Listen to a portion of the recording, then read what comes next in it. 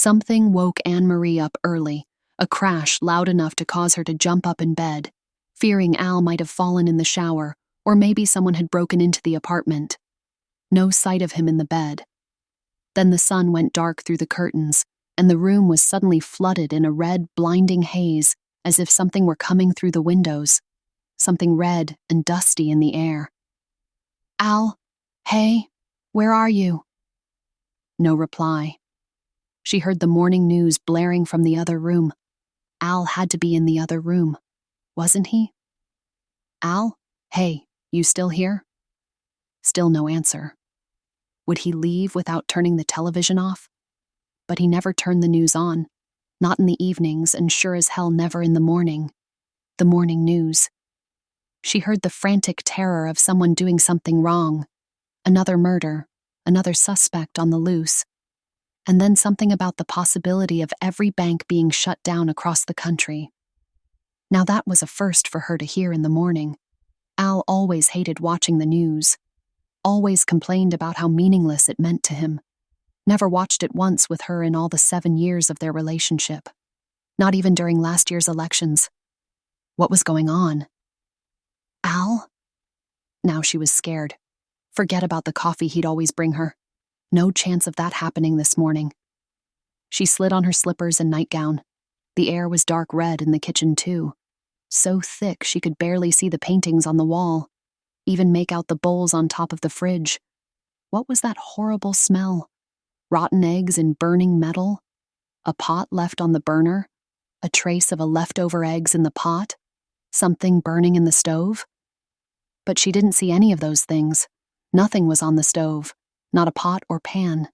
The oven was off. "Al? Hey, what's going on?"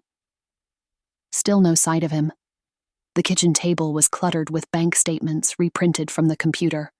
Stacks and stacks of them. Al had piled up every month and arranged them in yearly stacks. The statements went back 7 years. Broken down into all the spending in her name, not his. They were paper-clipped and all next to a handwritten note. $13,463.23. What she owes me. The red ink irked her eyes, like the poison of an octopus or the venom of a spider stinging her nerves. What's this about? When a sudden breeze struck her face, she nearly fell to the floor. It was as if the wind had stung her soft skin. The air was strikingly hot for this time of the morning. It had to be at least 100 degrees out, and it was barely even a few minutes past 8 o'clock. Just as strange was that the kitchen window was open. Neither of them ever opened the windows to their apartment. Never once. Al would never have any of that because of his allergies. No way the window was left open last night. Why was it open now? Outside, the red haze blotted out the sun. She spotted a dozen or so airliner jets spraying the air with the red thing.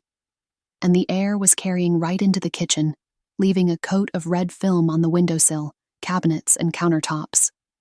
She pulled down the window to keep it out. By the time she grabbed the towel to clean it up, Al walked in. "What are you doing?" "That stuff. It's all over the place. I don't know what it is, but it's grossing me out." "Don't clean it up," he said. "I've been calling out for you. Why didn't you answer?" She couldn't stand the sight of the red film covering up her favorite picture of them together. She had to wipe it off. She had to.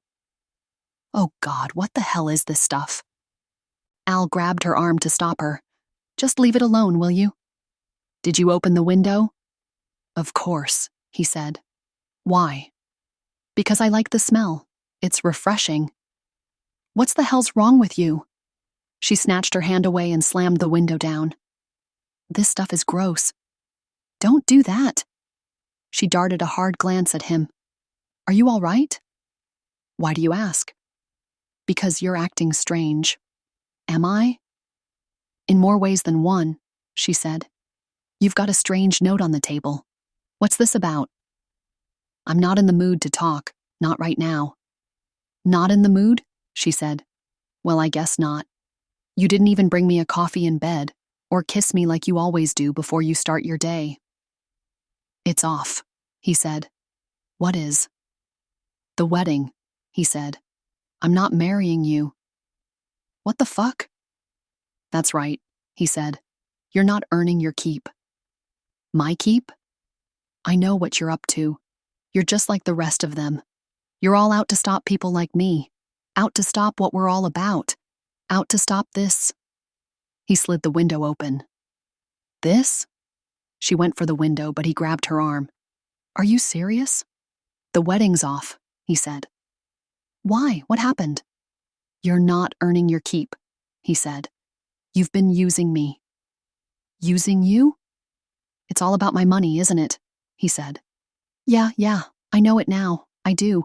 You've been leeching off of me for money, sucking me dry, taking all you can while the taking's good. I'm so glad they woke me up to people like you. I'm so glad. They? Who? It's all because of scavengers like you. What is? What are you talking about, Al? You parasites, he said. It's just like the president said this morning. We need to rein in our spending, and we all need to make sacrifices to turn the country around. We've got to be rid of the social programs. We've got to save and strengthen our dollar to get rid of the deflation. He said we all need to find the thorns in our side and get rid of the weeds in society, the leeches who've caused the debt bubbles, the ones who caused the overseas crash last night. People like you. Me? What people? What crash? No response. There had to be some sort of answer for his behavior, his crazy words. Al was never prone to mood swings, not like this. Not even a kiss on the back of her neck, not even a kind look in his eye, not even a good morning. In the 7 years they'd known each other, they'd never fought once. And what the hell happened last night? But nothing had. Last night was beautiful, full of kisses and hugs over the soft white cod he'd baked for her, full of capers, white wine, and sliced heirloom tomatoes. What happened to him? She glanced at the liquor cabinet. Have you been drinking? Just breathing in the air, he said. It's so calming, isn't it? She yanked her arm away. You're on something else. What? Pot? Pills? What aren't you telling me? I'm on something else, all right, he said. You know me. I don't do drugs. Never tried. Because I'm always seeking the truth. The truth, all right. You haven't been true to me. It's all been one big lie. For 7 years. One big lie. God, don't yell at me. Why are you so mad all of a sudden? What the hell's gotten into you? What are you talking about? She said. I love you, okay? I really do. Love, he chuckled. What's love got to do with it? Just then, he grabbed his phone from the table and turned for the door. She pulled him back. Is it another girl? Hell no. His eyes were wide and bloodshot from the red haze blowing in through the window. Then what is it? Why now? Why all of a sudden? I already told you. Money? You bet, he said. Now I've got to get to work. Someone's got to float this boat. Someone's got to pay the bills around here. You should pack your bags today. You're not carrying your weight. Then he turned for the door and stormed away through the living room. She couldn't catch up to him fast enough. No, he was too quick. Don't leave, she cried. Don't walk out on me, not like this. Don't go, please, Al. Fuck no. Don't you leave me like this. He slammed the door, loud enough to be heard echoing between the buildings and back into the kitchen over the blaring news. She drew open the curtain to the front window and watched him go down the stairwell. Watched him slide right into her car and disappear into the red haze which covered every inch of the air. When she turned to the television, she saw the president's face. Something was scrolling over the screen about a national emergency. What was it about that man? Something evil and strange in his eyes, odd and hypnotic in his energy. Something convincing in every word he said. And that was the strange thing. How he'd ever won the last election on such negativity was beyond her. And it was beyond all of the pundits and the comprehension of either ruling party that had lost in an upended tight race, upended by a third party. We've all got to clear the air and rethink our position on entitlement programs. This is about survival of the fittest. The time has come not only for our nation to change, but for every nation too. And now his strange, hypnotic energy was spilling over into her fiancé? What the hell is going on? Is this a dream? A nightmare? When am I going to wake up? Anne-Marie couldn't stand the sight of the president. She had to shut the damn thing off and did. Then she grabbed her phone. It was time to call her father, to hear his voice, to hear a voice of reason for what happened. How could she forget to dial him last night? How? God, she was feeling scared. Her skin was suddenly full of goosebumps. It seemed to be turning whiter and paler, even with the air slowly coating it with red dust. Her legs trembled, and her nails turned purple, and yet the air was too hot. What's wrong with the air? What's wrong with Al?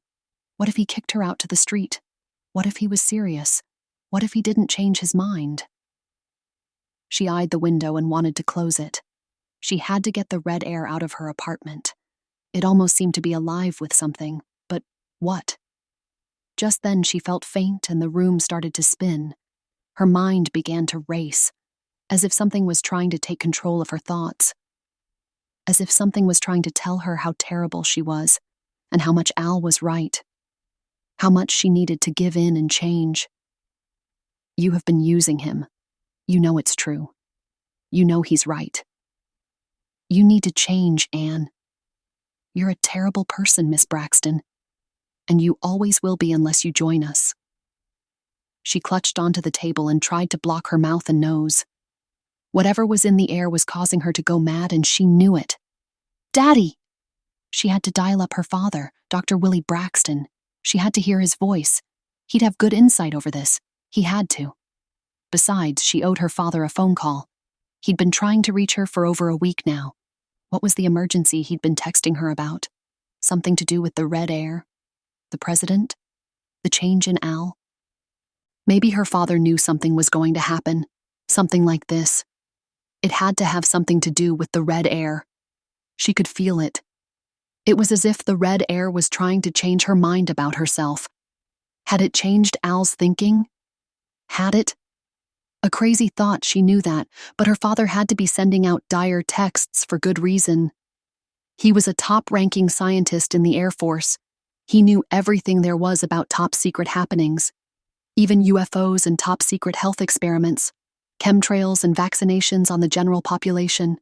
He'd only give hints, but that was enough. After 50 years in the service, he knew everything. He had the highest security clearance possible. She broke away from the table and ran back into the bedroom.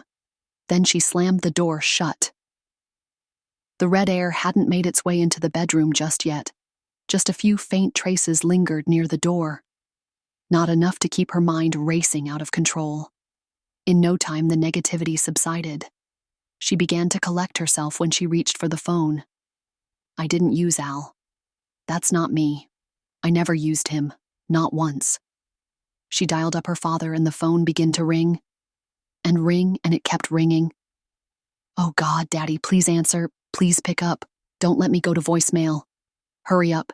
Get to your phone. I need to hear your voice. Just pick up, please. Please pick up the phone. Just then, she got the dreadful message. Dr. Braxton's phone number was disconnected, no longer in service.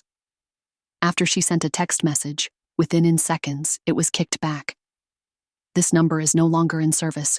Please contact your service provider. She tried the number again and again. No luck. When she glanced up at the clock, things got worse. She was going to be at least an hour late for work today, and Felix wasn't going to like seeing her come in late. No, he'd never approve of that. She knew she was heading up a creek without a paddle, without a boat, without a life-saving vest. She knew this was going to be one of the worst days of her life. And now, of course, she was going to miss seeing Mickey too. The only friend she could talk this out with. Mickey would listen. He always did. Not unless something had gotten into him too. And wouldn't it just be her luck if something bad did? The last thing she wanted to do was step outside the bedroom, back into that red air. God, something was in the air. Something evil.